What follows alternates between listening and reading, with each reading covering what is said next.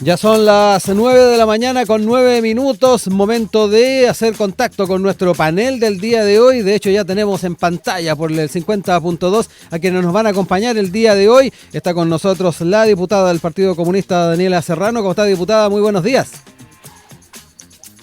Muy buen día, ¿se me escucha bien? Sí, perfecto. Sí, perfecto, todo ok. Y también nos acompaña Felipe Caro López, investigador de la John Glenn College of Public Affairs de la Ohio State University. Felipe, también, gracias por acompañarnos el día de hoy. Hola, ¿qué tal? Gracias por la invitación. Bueno, vamos a ir de inmediato a los temas que nos convocan. Ya estuvo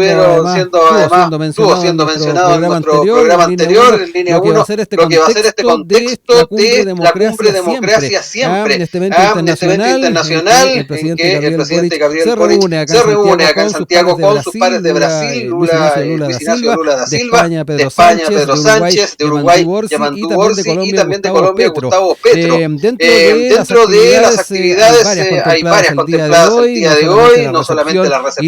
y la fotografía oficial, está también lo que va a ser obviamente la reunión que se va a estar desarrollando durante la jornada del día de hoy. Sin ir más lejos, se espera que al mediodía haya además una declaración conjunta con los medios de comunicación y además van a haber otras actividades que se van a desarrollar incluso hasta la tarde del día de hoy. Sin embargo, esto ya ha tenido antecedentes previos, importante contarles un poquito de los alcances que ha tenido entonces esta previa de esta reunión. De hecho, en el Mercurio el día de ayer apareció una columna de opinión firmada por todos los mandatarios, donde entre otras cosas se plantea la propuesta de caminos para fortalecer la cohesión social, reducir las desigualdades, enfrentar además la difusión de desinformación. También dan cuenta de que la democracia enfrenta un momento de grandes desafíos y mencionan, por ejemplo, la erosión de las instituciones, el avance de los discursos autoritarios, el retroceso en derechos fundamentales y que deben actuar con convicción y responsabilidad frente a quienes pretenden debilitar la democracia y sus instituciones. Para muchos ahí, además, haciendo alusión a ciertos liderazgos, como podría ser eventualmente Donald Trump y otros alrededor del mundo. Frente a ellos, bien importante ver también las miradas que se están haciendo desde la oposición acá en nuestro país. Yo quiero recoger algunas opiniones que se dieron durante la jornada del día de ayer de parte de algunos parlamentarios. Por ejemplo, desde el Comité Republicano, la diputada Catalina del Real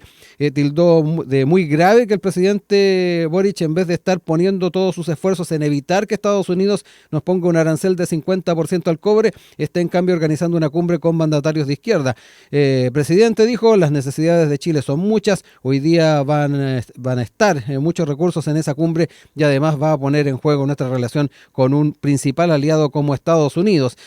Un poco más duro fue el diputado Diego Chalper, que acusó a que traer mandatarios extranjeros que han relativizado la democracia y que están vinculados a casos de corrupción bajo la falacia de pretender fortalecer la democracia. Eso sí que es una falta de respeto. Son algunos de los puntos que se establecieron también desde sectores de oposición y que nos sirven también para poner en contexto lo que va a ser también el tema del día de hoy. Les invito a analizar un poquito aquello. Voy a partir con Felipe. Hablemos un poquito de las miradas que hay en torno a esta cumbre, expectativas y además aprovechar que estás por allá en Estados Unidos, Felipe, y saber cómo están también observando desde allá este tipo de encuentros, que ya lo decíamos, se veía con expectativa, al menos al alero de los gobiernos latinoamericanos. Claro, pero a ver, acá nosotros en realidad la mirada en términos internacionales de todo lo que está sucediendo en América Latina está en un tercero o incluso cuarto plano. En realidad la mayoría de las problemáticas que se están discutiendo tienen que ver principalmente en la relación económica de Estados Unidos con China, la clase de negociación que se va a tener con ellos en base a los aranceles, lo mismo con la situación rusa, el apoyo estratégico a todo el desarrollo que está sucediendo en la Franja de Gaza, a Israel, a Irán. Entonces, no es un elemento que esté dentro de las prioridades acá, por lo menos dentro de los análisis internacionales. Ahora, existen otros elementos que yo creo que son más propios nuestros, que tienen que ver fundamentalmente de qué manera la región empieza a construir plataformas multilaterales o multisectoriales bajo una perspectiva de poder fortalecer la democracia, ya que de manera sistemática dentro de América Latina nosotros hemos visto el avance bastante peligroso, dicho sea de paso, de varios discursos y varias propuestas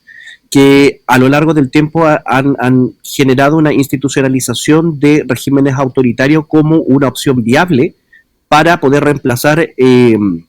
gobiernos democráticos. Y esto tiene que ver principalmente con un problema que es más de fondo, que es de las estructuras propias de la institucionalidad en América Latina, que no tiene la capacidad para poder brindar respuestas reales a las necesidades de las personas, con lo cual se debilita la estructura y la sensación que uno tiene con respecto al tema de si la democracia sirve o no para solucionar los problemas del día a día. Y sin ir más lejos, nosotros tenemos que hacer un análisis de todos los últimos 4 latinobarómetros que se han hecho el último tiempo y la forma en la cual la democracia ha perdido respaldo a nivel latinoamericano, y en donde también existen distintos tipos de proyectos políticos que necesariamente derivan en gobiernos autoritarios. No nos vamos a detener en los clásicos que son Venezuela, Nicaragua, sino que podríamos también rescatar un poco qué es lo que sucedió en El Salvador, en donde básicamente el Estado entra en un estado de crisis bastante importante, sin entregar uno de los elementos básicos que se espera de un Estado moderno, que es una protección, y abre la puerta a que llegue Nayib Bukele con un estado de excepción constante que en definitiva lo que hace es erosionar los proyectos democráticos. Entonces, bajo esa premisa, en realidad, esta cumbre es nuevamente un intento de poder poner a todos a todos los que estén más o menos dispuestos a establecer elementos comunes, porque en realidad la multilateralidad en América Latina se ha visto muy afectada desde el año 2006 en adelante, cuando implosiona definitivamente en una deriva autoritaria el gobierno de Venezuela. Eso genera una crisis internacional importante en los gobiernos de izquierda, porque hay varios que se cuadran con el proyecto chavista, que era un proyecto multilateral. Recordemos las plataformas del ALBA o del UNASUR, que en algún momento existieron de manera constante, pero que empiezan a tener problemas sistemáticos con democracias un poco más consolidadas, sobre todo con la uruguaya y sobre todo con la nuestra, que en realidad empiezan a generar puntos críticos importantes al respecto, a lo cual también hay que cruzar. Sí. Que en aquella época estalla todo el caso del Lavallato, y por lo tanto también pone muy en cuestionamiento no solamente la corrupción plenamente como tal, sino que también de qué manera la institucionalidad democrática puede verse afectado directamente. Entonces, esta es una instancia donde, primero que todo, tenemos que tomar en consideración que ni Venezuela ni Bolivia están incluidos. No está incluido Perú, no está incluido Ecuador, no está incluido Argentina, que es uno de los gigantes de la región. Entonces, cabe preguntarse un poco, más allá de las buenas intenciones, y que en realidad yo me atrevería a decir que son bastante transversales y universales, si efectivamente esta cumbre busca establecer una nueva plataforma de intercambio intercultural, intergubernamental, sí, o si definitivamente se transforma en una plataforma para que para que los presidentes que participan intenten generar algún tipo de proyección internacional en el corto plazo, considerando que varios de ellos ya están en las etapas finales de su gobierno. Uh-huh. Diputada, voy con usted ahora para que hablemos un poquito también, no solamente de las perspectivas que tiene en torno a esta cumbre Democracia Siempre, sino que además los apuntes que hacía Felipe en lo que tiene que ver efectivamente con los niveles de alcance que pueda tener no solamente este encuentro, sino que además las decisiones o las declaraciones que se hagan al alero de ella, y además en el escenario latinoamericano que también describía Felipe y que de alguna manera también complejiza un poco el poder llegar a puntos comunes desde una perspectiva particularmente ideológica. ¿Cómo lo ve, diputada? Ya, ¿se me escucha mejor ahora que me estaban soplando? Sí,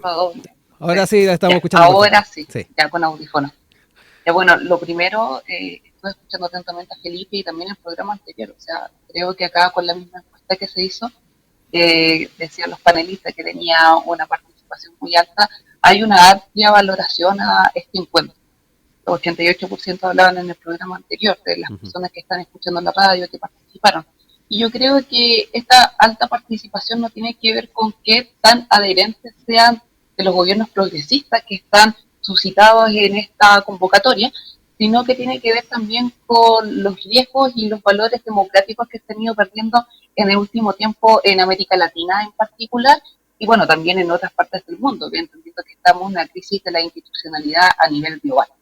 Y en eso yo creo que es importante primero analizar los distintos tipos de críticas que han existido a esta cumbre propiamente tal, no solamente desde ahora, sino que desde mucho antes, donde desde Chile se ha acusado de una instrumentalización o incluso hablando de que esto sería la junta de amigos del presidente, pero desconociendo realmente cuáles son los intereses y los propósitos que tiene justamente esta convocatoria. Estamos hablando de fortalecer los vínculos multilaterales de América Latina, estamos hablando de fortalecer la democracia y también de tener mucho cuidado con las derivas autoritarias que hoy día existen dentro de nuestro continente y existen también a nivel global. Y en eso yo creo que cuando empiezan todo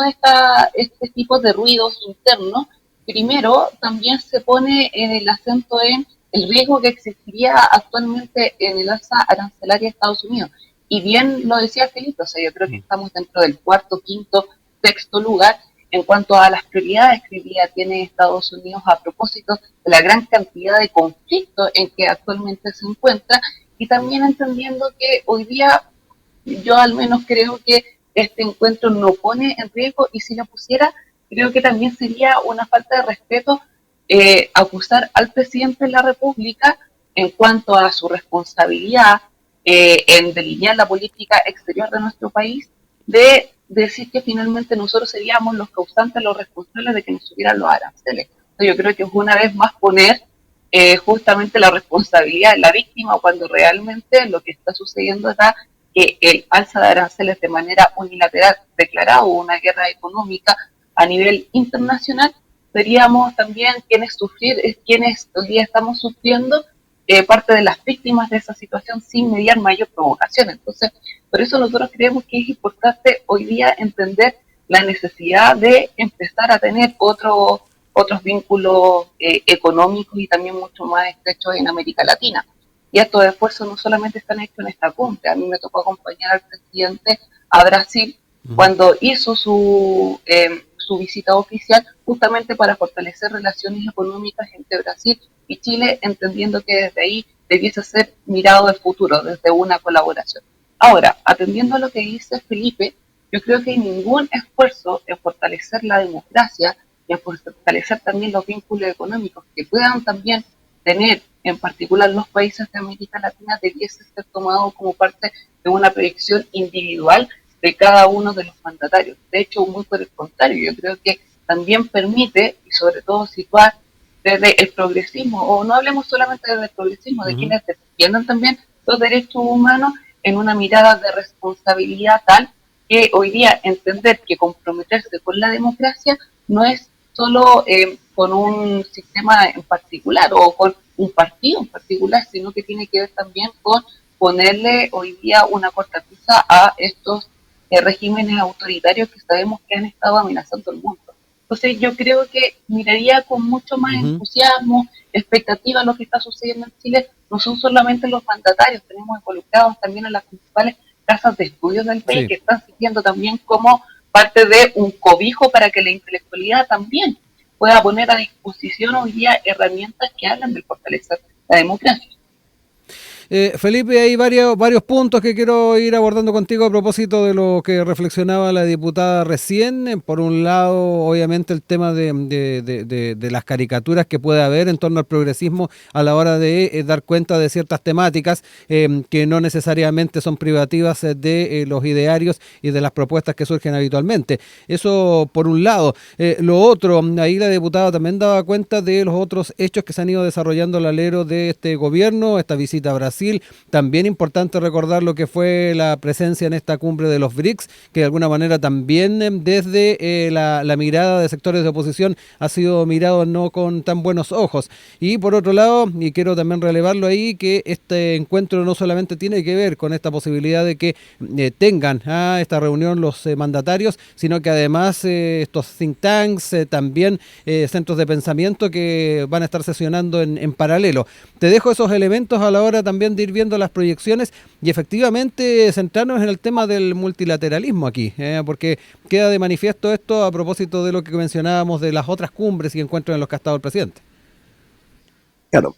O sea, bajo esa perspectiva, en realidad, todo lo que tiene que ver con la política internacional, el presidente de la República, el que lleva la la batuta y él tomará sus decisiones estratégicas.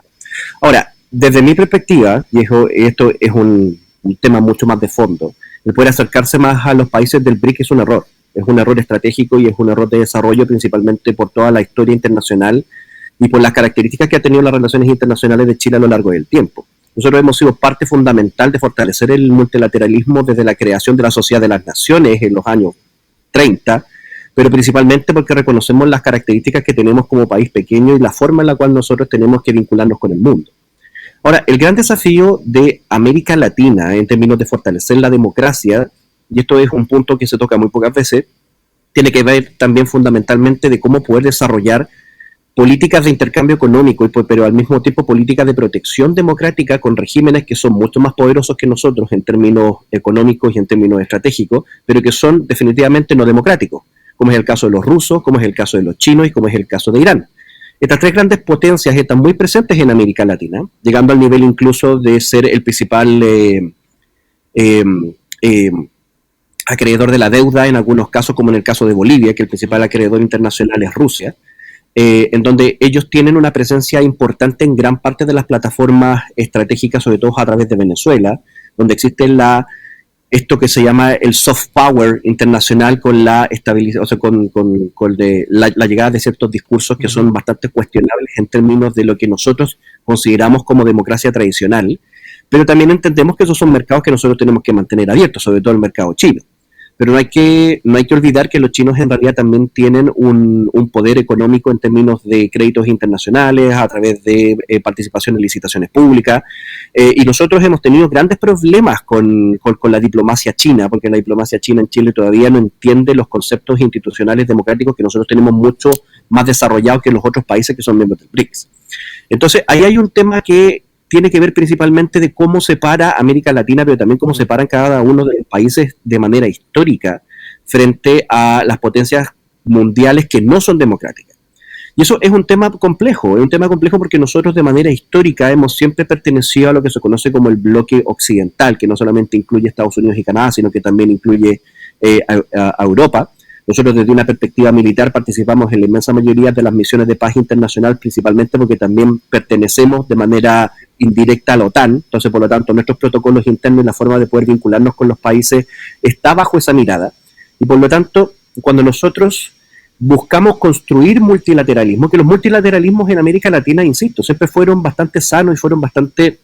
positivos a lo largo del tiempo, independiente del signo político de los gobiernos que estuvieran en cada uno de los países. El gran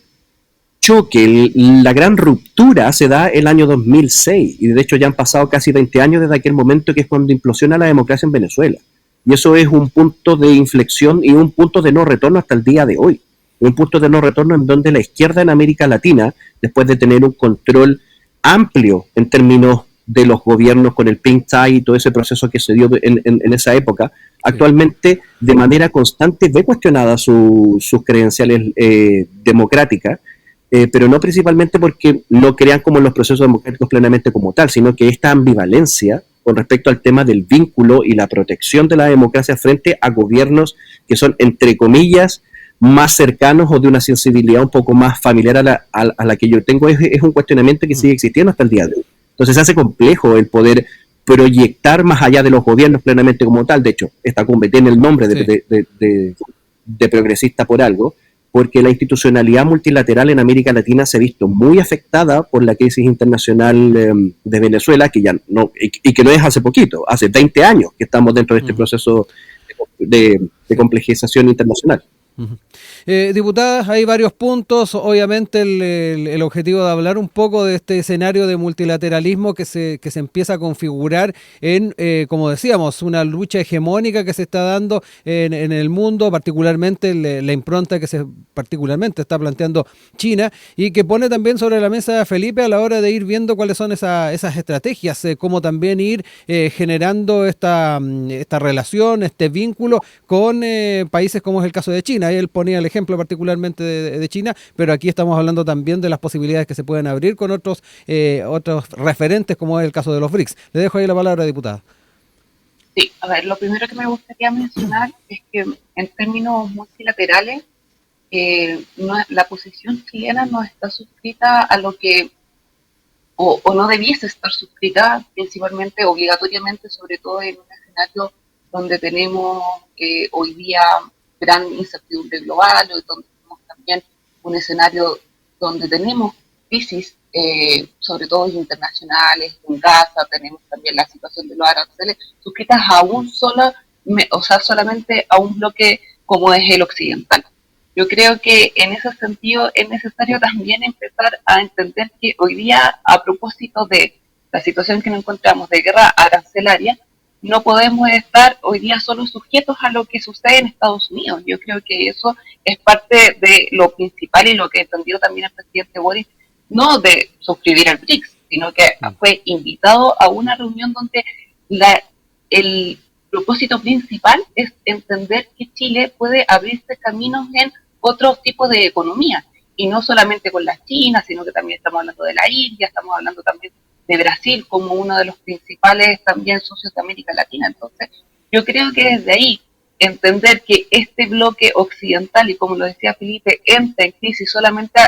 por la situación de Venezuela, o sea, yo creo que también es solamente mirar una parte del problema. O sea, tenemos hoy día principalmente a Estados Unidos como uno de los principales promotores de guerra a nivel mundial. Nosotros estamos involucrados indirectamente con la OTAN, y la OTAN también está involucrada indirectamente, querámoslo o no, como uno de sus socios estratégicos como Estados Unidos, en la guerra de Israel y Palestina, y principalmente en la masacre, en el genocidio. Entonces, yo creo que entender esto solamente como la situación de Venezuela, y que desde ahí nosotros y nosotras debiésemos tomar una distancia en lo que a propósito sucede en los BRICS, creo que es una mirada un poco miope, a mi parecer, entendiendo que hoy día lo que tenemos que tender a abrir es una relación principalmente de colaboración a nivel internacional, y donde no estemos sujetos solamente a un socio comercial. Por ejemplo, dentro de las cuñas que estábamos revisábamos la de la diputada del Real, que hablaba principalmente de la dependencia que nosotros tenemos con Estados Unidos. Entonces, yo creo que la mirada responsable por parte del Estado de Chile, principalmente por el mandatario, es abrir otros caminos y otros puntos comerciales.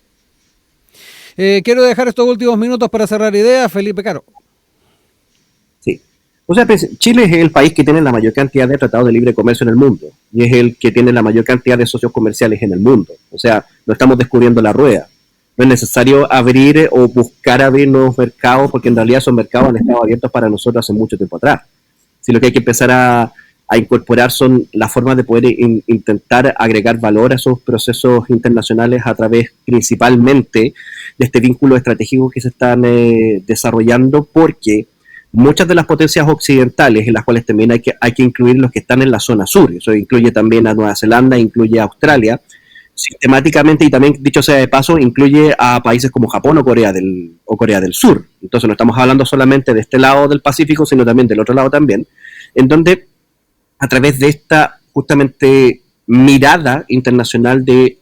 tratar de bajarle un poco la influencia a la cadena de valor de lo que está sucediendo en China, muchos de esos países se han transformado en alternativas viables para poder desarrollar y construir una serie de componentes y de elementos básicos que se requieren para, no sé, sobre todo para elementos tecnológicos. Ahora, desde una perspectiva mucho más explícita de lo que nosotros esperamos en términos de la vinculación internacional, respetando obviamente las características de cada uno de los países con los cuales nosotros tenemos relaciones, el tema universal es que si nosotros pertenecemos a un bloque que cree fundamentalmente que la democracia liberal, como le dicen algunos, es la mejor forma de gobierno. Y nosotros tenemos que plantearnos frente a otros países y otras culturas que creen que eso no es así. Y eso incluye elementos, por ejemplo, como el régimen de Irán, que es fundamentalmente teológico, incluye el régimen de Putin, que en realidad tiene un tipo de democracia restrictiva con mucha influencia del catolicismo ortodoxo tradicional, y para qué decir los chinos. Nosotros tenemos un vínculo con un Estado que es fundamentalmente maoísta confucionista, que por lo tanto tiene una filosofía distinta, no solamente de ver la democracia, una filosofía distinta de ver el mundo. Entonces, cuando nosotros tratamos de vincular cuál es la forma en la cual nosotros vamos a hacer comercio, que vamos a hacer comercio simplemente por vender, por decirlo así, para mejorar nuestro bienestar dentro de la sociedad, y si dicho sea de paso, eso es lo que vamos a hacer, es lo correcto, eso son las decisiones internacionales, como decía alguien por ahí, no importa el color del gato, lo que importa es que caza ratones. Entonces, por lo tanto, da lo mismo si el país con el cual nosotros comerciamos es democrático o no. Pero este tipo de instancias internacionales que buscan fundamentalmente el desarrollo de los principios democráticos nos lleva a una segunda derivada, a una segunda discusión, que efectivamente cómo nosotros protegemos las democracias occidentales, porque hay que protegerlas, dicho sea de paso, dentro de todos los proyectos internacionales visibles que tiene la ciudadanía. Cómo nosotros seguimos manifestando de manera constante que las democracias son la mejor forma de gobierno para nuestro hemisferio y sobre todo para nuestro país. Entonces, ahí donde esa discusión se abre bastante, se abre bastante y tenemos que incluir todos los elementos que hemos conversado acá. Diputada, le dejo tiempo ahí para cerrar ideas y cerrar este bloque. Sí, bastante breve. A ver, yo creo que nadie está inventando la rueda. De hecho, yo creo que acá lo importante y los desafíos a propósito de estas relaciones bilaterales también tienen que ir con una discusión de cómo vamos a agregar hoy día valor a nuestra cadena productiva. Y yo creo que eso también ha sido parte de la discusión que ha encabezado principalmente el presidente, donde nosotros no podemos seguir siendo monoproductores a propósito de la situación del cobre. Entonces yo creo que todas estas conversaciones, aparte de el fortalecimiento democrático, que es lo que dice esta cumbre que en este momento está ocurriendo en Chile, también tiene que ver con la mano de hoy día cómo nuestro fortalecimiento y desarrollo económico también renta para la democracia y la soberanía de los países. Y yo creo que también a propósito de la relación económica es lo que hoy día está más inestable, a propósito también de todos los conflictos internacionales. Pero yo, independiente de todas las críticas que se puedan tener a estos tipos de sistema político que están muchas veces al margen de lo que nosotros entendemos como estas democracias liberales,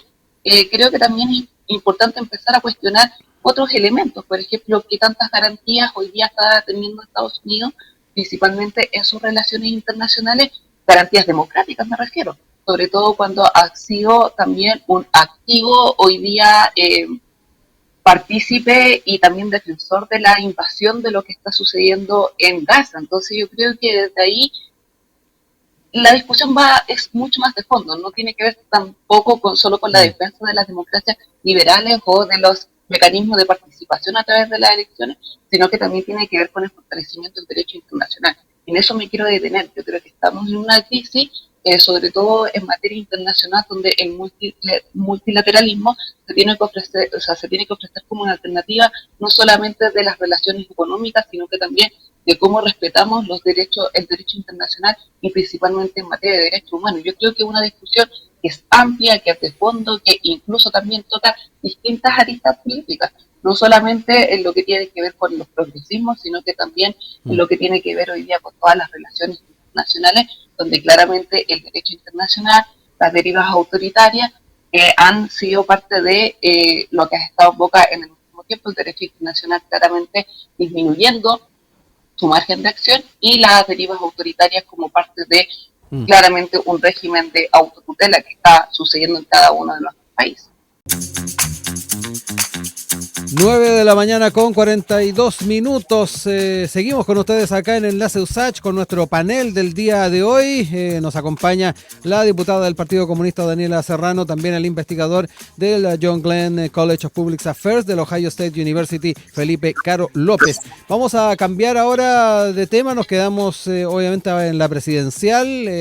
lo que ha estado también marcando bastante la agenda en nuestro país y particularmente algo que estuvo sucediendo el fin de semana, que fue la proclamación de José Antonio Kast como carta presidencial del Partido Social Cristiano. Esto luego de que a fines de junio la diputada Francesca Muñoz, que figuraba como abanderada presidencial de esta colectividad, finalmente se retirara de la carrera y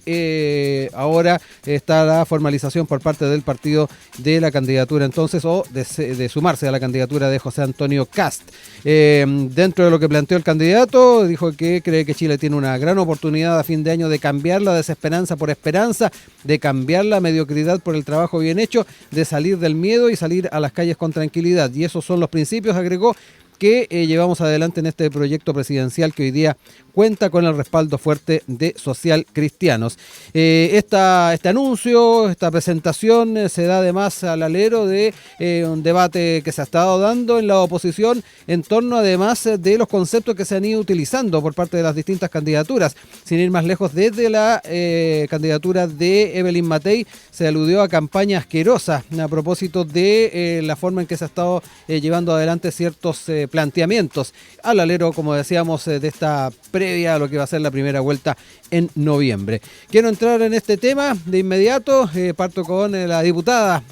para ir entrando en esta temática y que, digámoslo, ha estado particularmente en la mirada de muchos, incluso desde el mismo oficialismo, lo que ha estado ocurriendo al alero de esta campaña. Voy con usted, diputada. A propósito de lo que estábamos hablando anteriormente, porque cuando se hablaba de democracia siempre también se hablaban de las plataformas digitales. De hecho, desde ahí viene todo lo que tiene que ver con esta campaña sucia que acusa a Chile Vamos. Yo creo que este orden que tiene en particular la derecha, este orden, desorden, ha sido también digno de poder analizar, porque hemos estado también en una situación donde ya ni siquiera son algunos planteamientos programáticos los que han estado en el centro, sino que ha sido una suerte de descalificativo constante. Y estos descalificativos constantes tienen origen también, por ejemplo, en el Parlamento, donde la derecha, y en particular la derecha más dura, lo que tiene que ver con el Partido Republicano y todas sus variantes, ha estado siempre acusando a Chile Vamos de no ser la real derecha. Y esto se ha agudizado en el último tiempo, sobre todo en esta miras a la primera vuelta. Y desde ahí yo creo que lo preocupante, y la otra vez se lo planteaba a un senador de Renovación Nacional, ¿de qué manera ustedes se van a poner de acuerdo a posterior? Porque entendemos que van a ir o debiesen apostar por un candidato, sobre todo en miras de la segunda vuelta, si no se ponen de acuerdo en la primera vuelta, y ya sucedió. O sea, en algún momento ellos hicieron todos los esfuerzos para tener una primaria, no consiguieron un acuerdo, pareciera que todo va caminando hacia allá, pero ¿de qué manera se van a poner de acuerdo en miras de la segunda vuelta? Porque han sido tantos los descalificativos que en estos momentos no los unen ideas fuerzas o ideas programáticas, sino también cómo se diferencia uno del otro. Y por otra parte también una derecha mucho más dura del Partido Republicano y todas sus variantes, que ha tenido capturada a la derecha en el último tiempo. Y sobre todo también en un gesto que tiene que ver con que cada vez que Chile Vamos llega a algún acuerdo con este gobierno, sale esta derecha republicana, este partido, los partidos social cristianos y lo que tiene que ver también con el partido Johannes Preste, a descalificar a la derecha. Entonces, yo creo que ellos van a tener altos desafíos y sobre todo también, no solamente en la búsqueda de este candidato único en miras de la primera vuelta, si es que lo consigue, sino también en lo que tiene que ver con su pacto electoral. O sea, todos tenemos claro que un gobierno necesita también un Congreso. Y van a ir en listas separadas o incluso, en lo más optimista, estarían por un acuerdo por omisión. Pero eso no les llevaría incluso al mejor rendimiento electoral. Y creo que en estos momentos hay mucha arena movida en la derecha y al menos uno lo que está mirando desde esta vereda es que lo importante es que acá también prevalezcan las ideas democráticas, que eso al menos no está sucediendo, y hay una parte de la derecha que también está retrocediendo en aquello, justamente cautivada por esta derecha más dura. Felipe, voy contigo también, tu mirada en torno a lo que está pasando en la oposición. Tenemos señales que se están dando, al menos en quienes ya han además manifestado que van a ir en una lista conjunta para las parlamentarias, en el caso de republicanos y también el Partido Social Cristiano. Sin embargo, la mirada global dentro de lo que es la oposición genera cierta inquietud y particularmente expectativas de si estos dimes y diretes finalmente van a tener efecto en la primera vuelta y eventualmente en una segunda vuelta. A propósito de lo que decía también la diputada. Te dejo la palabra, Felipe. No, definitivamente, si toda esta crisis, cuando uno trata de establecer el proceso de fagocitación del sector y tratar de generar la preeminencia, es obviamente desde un proceso de alta conflictividad. No es nada nuevo. De hecho, en la izquierda nosotros pasamos por esto hace mucho tiempo atrás, con la aparición de Frente Amplio y posteriormente a lo largo que se fue consolidando esta nueva izquierda dentro de Chile, efectivamente es un proceso que normalmente se da primero por un sector político y posteriormente por el otro. Lo que nosotros estamos viendo es efectivamente la aparición de un sector que reivindica los elementos más puritanos de cada uno de los espectros políticos. En su momento lo hizo a prueba de dignidad y lo llevó a ser cabeza de gobierno, básicamente por eso. Yo creo que en este caso, en este vínculo Chile Vamos y Republicano se está dando el mismo fenómeno. Porque como bien dice la diputada, cada vez que Renovación Nacional, la UDI y Evópolis llegaban a acuerdos, a grandes reformas con el gobierno, se les criticaba en términos peyorativos, en términos de que estaban entregando principios básicos y principios fundamentales del sector en pos de poder proteger un gobierno que le ha hecho muy mal a Chile, y un discurso que es bastante, o sea, de que nosotros estamos bastante acostumbrados a eso. ¿Cuál es el problema? El problema es que electoralmente hablando están teniendo razón en eso. Están teniendo razón porque Chile Vamos está viendo mermada de manera sistemática el apoyo no solamente a su candidatura, sino que también las proyecciones parlamentarias que pueden tener, la forma en la cual podrían perder gran parte de los escaños que tienen enfrente de esta nueva coalición, que han logrado enarbolar un proyecto muy identitario, un proyecto muy woke, si se quiere decir, desde la perspectiva de la derecha, y que por lo tanto esto va a traer beneficios electorales sin lugar a duda al partido José Antonio Kast. Entonces Republicanos en estos momentos está tomando el camino estratégico correcto, ¿sí? Ellos tienen que ganar la preeminencia del sector, y para ello necesitan establecer un proceso de diferenciación práctica, y en eso necesitan llevar un candidato que lo más probable es que sea bastante competitivo en primera vuelta. De hecho, la media de las últimas encuestas ha dado prácticamente un empate técnico entre la candidata del Partido Comunista y José Antonio Kast. O sea, existe la posibilidad que pueda ser muy competitivo incluso en primera vuelta, y que por lo tanto eso también va a generar este famoso efecto de arrastro o viento de cola a la proyección que tenga dentro de su lista parlamentaria, independiente que la suma total de los diputados de derecha no sea el óptimo, porque en realidad no se está buscando el óptimo para ellos, se está buscando el óptimo para estos dos grandes sectores para poder generar una supremacía de uno por sobre el otro. Y yo me imagino que la diputada conoce perfectamente ese principio, porque actualmente es un sector político dentro de la izquierda el que tiene la supremacía. O sea, básicamente borraron lo que era la democracia cristiana, lo que era el PPD, los radicales, y que por lo tanto que tengan candidata presidencial, que ustedes sean cabeza de la coalición, no es casualidad, también es parte de un trabajo que se hizo de manera sistemática a lo largo del tiempo, y que también significó literalmente comerse al resto de las fuerzas políticas dentro de la izquierda. Ahora, uno puede generar alianzas sin lugar a dudas, pero siempre preeminiendo el tema de que yo voy a ser el poderoso dentro de esta coalición. Y en estos momentos el único que podría generar un contrapeso real a lo que es el poder actual del Partido Comunista son los socialistas. Y no todos, dicho sea de paso, porque en realidad después de las declaraciones de Óscar Landerreche me queda claro que hay un sector importante del Partido Socialista que tampoco está muy de acuerdo con que sea el Partido Comunista quien lleve la batuta dentro de la candidatura de la centroizquierda. Bueno, lo que está pasando entre republicanos y Chile Vamos es lo mismo que pasó hace 8, 12 años atrás entre el Frente Amplio, Partido Comunista versus la antigua Concertación. El mismo proceso, es el mismo conflictividad para poder generar el posicionamiento y la preeminencia dentro del sector político. Y si la situación sigue generándose como se está generando en la actualidad, yo me atrevería a decir que uno de los grandes beneficiados va a ser efectivamente el Partido Republicano. Principalmente no solo por la estructura interna que ya tienen con varios consejeros regionales, concejales y cosas por el estilo, sino que también que tiene un posicionamiento estratégico de la marca dentro de que nosotros somos la derecha real,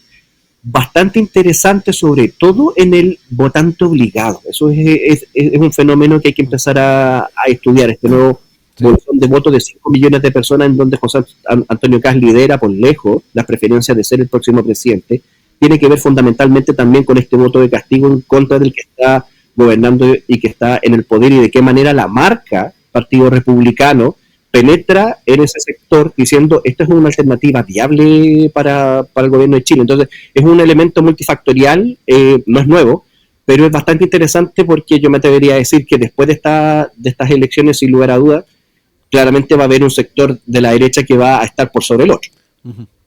Les dejo tiempo para ir cerrando las ideas en este bloque. Diputada, parto con usted. Ya, para ir cerrando algunas ideas. A ver,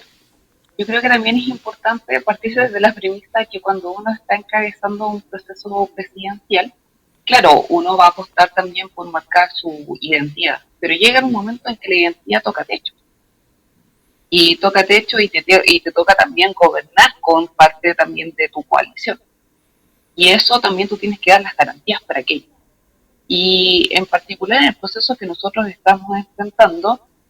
lo que nosotros hemos dado es buscar las garantías para que todos los sectores que también se definan como progresistas, se definan también como defensores de la democracia, estén también desde nuestra vereda, entendiendo que tenemos que darle espacio todos en un comando que sea amplio y no solamente del Partido Comunista. Cuestión muy distinta a la que yo veo en la derecha. Quizás su proceso de maduración en etapa electoral va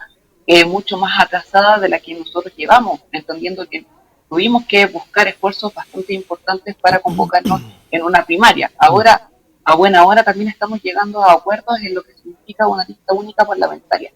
Yo creo que en ese sentido va a ser importante entender que quien se aproxime y quienes hoy día están encabezando las encuestas como quienes van a ser los próximos presidentes del país también den garantía dentro de su propia coalición. Y creo que en ese sentido, claro, uno podrá hacer muchas proyecciones sobre el votante obligatorio, proyecciones que creo que todavía están muy en pañales, entendiendo que es una incorporación que data desde muy poco tiempo en nuestro país y hay que entender cada uno de los fenómenos que han suscitado para que este votante obligatorio se incorpore, pero creo que en ese voto del rechazo a todo, o incluso con el gobierno o con la institucionalidad, eso al menos no da la cuadratura de los votos suficientes para que José Antonio Kast se proyecte como el próximo presidente del país, toda vez que en estos momentos está teniendo a gran parte de la derecha en contra y sobre todo a una derecha que también tiene una idiosincrasia de poder defender lo que han ellos proyectado mucho tiempo durante el país. Y creo que los descalificativos a Evelyn Matei, sí, a ellos en estos momentos le están abriendo una deriva muy peligrosa, incluso de que aquellos compañeros de Chile Vamos no quieran ser candidatos de coalición de ellos. Felipe, para cerrar el bloque y el panel.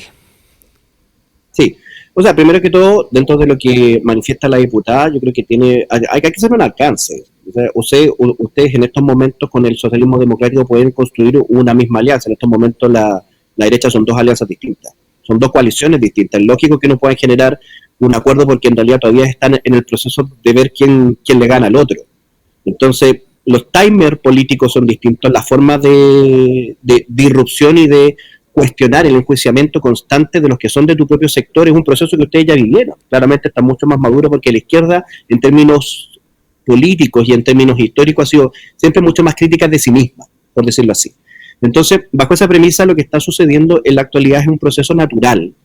de los 6/6, como dice Alberto Mayor, de ver efectivamente cuál es el cuadrante específicos en donde nosotros nos podemos ubicar y en la forma en la cual también podemos extraer votantes de otros cuadrantes y la forma en la cual se puede distribuir un proyecto de país que en realidad ya no es tan extraño a lo que podría haber sido algunos tiempos atrás. O sea, para los analistas, nosotros estamos disfrutando lo que está sucediendo en Chile porque esta es la primera vez en la historia desde la caída del muro de Berlín, que existe una candidata comunista que está liderando una coalición de centroizquierda. Esta es la cuestión más rara del mundo, un pescado con hombros. Nunca se había visto en la historia. Y por lo tanto, la forma en la cual se pueda morigerar, por decirlo así, o la forma en la cual se pueda ir analizando y construyendo esta candidatura política a lo largo del tiempo en un partido que eminentemente, y esto está de libro, o sea, es una cuestión de manual, que utiliza la democracia liberal más como un camino intermedio para una democracia popular o dictadura del proletariado que tiene distintos nombres, que es parte de la filosofía básica que se espera. Es muy interesante ver cómo se puede mantener eso a lo largo del tiempo. En el caso de la derecha y en el caso de republicanos, yo me atrevería a decir que va a ser una situación bastante similar, pero en 2 o 3 elecciones más. Entonces, estamos muy entretenidos de ver qué es lo que está sucediendo en Chile, porque hay rarezas de un lado o por otro, pero también hay que tener en consideración una cosa no menor, diputada. Nosotros con el voto obligatorio ya tenemos 4 elecciones, o sea, tampoco es algo que se haya dado con poco tiempo. Nosotros tenemos ya los datos suficientes para poder por lo menos proyectar un cierto nivel de tendencia de qué es lo que está sucediendo con las características de este votante obligado, como se conoce, un votante abiertamente apolítico, un votante muy vinculados a sectores urbanos y de sectores populares, en donde con ese nivel de caracterización claramente podemos tener algún tipo de proyección hacia el futuro. Ahora, ¿qué es lo que veo yo? Yo me debería a decir con los números actuales, y básicamente, si es que no pasa nada raro durante el desarrollo de las campañas, a segunda vuelta debería pasar la candidata Jara y el candidato Kast, y ahí segunda vuelta yo me atrevería a decir que va a ser un elemento de alta competición. Ahora, en el supuesto que efectivamente alguno de los dos va a ganar, no más allá con un 52-53% de los votos de diferencia del otro, pero no va a ser en base a un nivel de apoyo, va a ser cuál de las dos candidaturas genere menos rechazo dentro del espectro político de Chile. 9:59, Daniela Serrano, Felipe Caro López nos acompañaron el día de hoy. Un abrazo a ambos, gracias por estar con este comienzo de semana con nosotros y nos estamos encontrando pronto en más paneles. Que les vaya bien. Chao, gracias, que estén bien. Chao, chao.